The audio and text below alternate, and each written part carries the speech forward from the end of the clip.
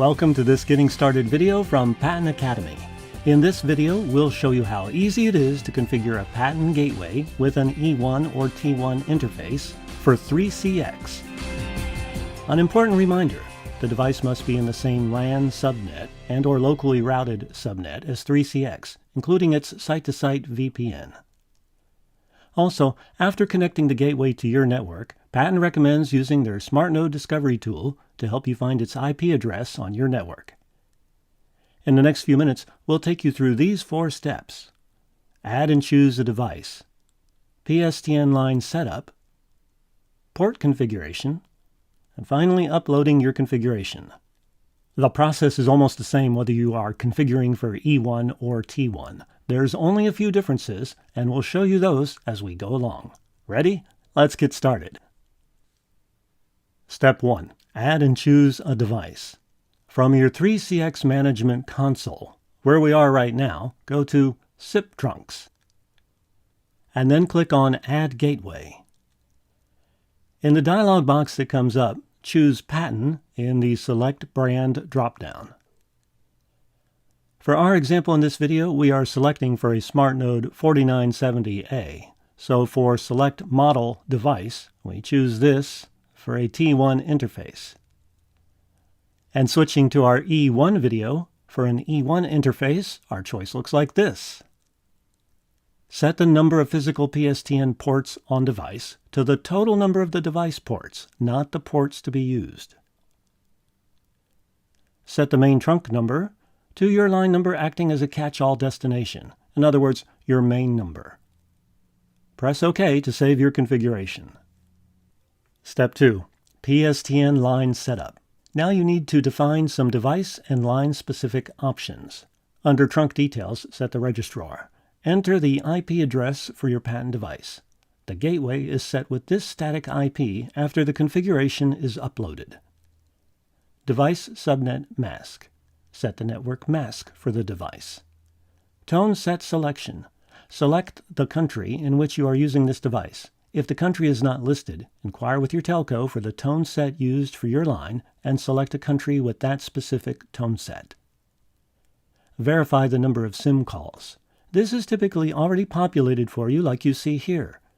For a T1, multiply the number of ports to use by 23.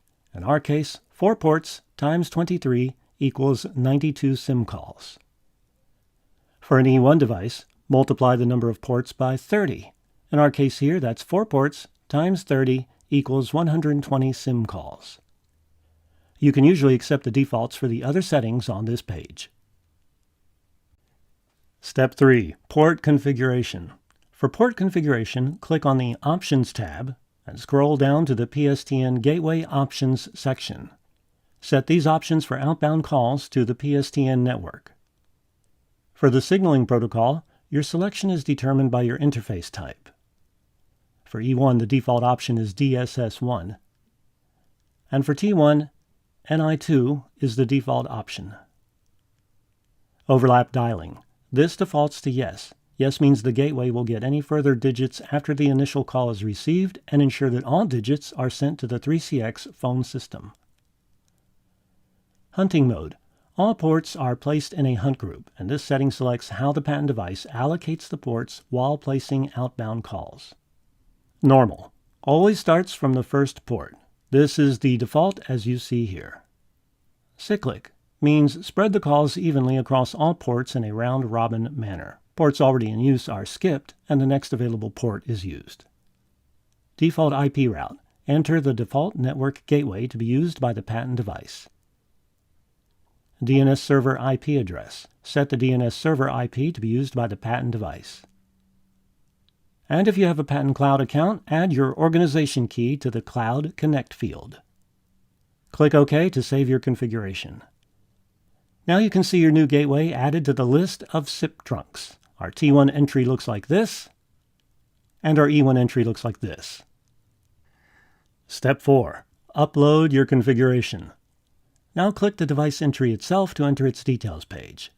Click the Generate Config File button at the top of the window for the 3CX Management Console to open the gateway's web interface on the Import Configuration page.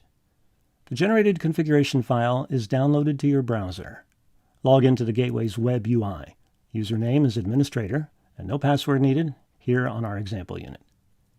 Once it loads, click on the hamburger menu icon in the upper left area and choose System, and then Configuration Files.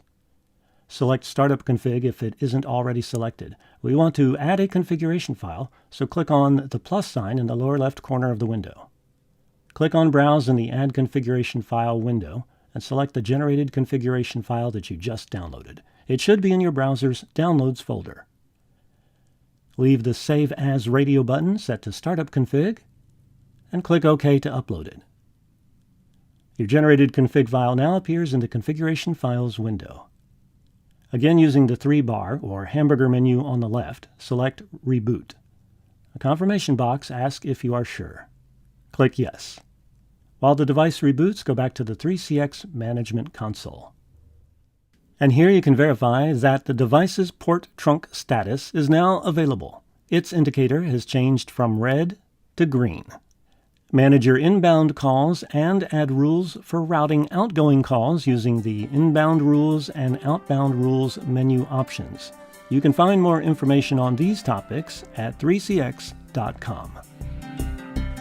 That's it. You have successfully configured your Patton Gateway for 3CX.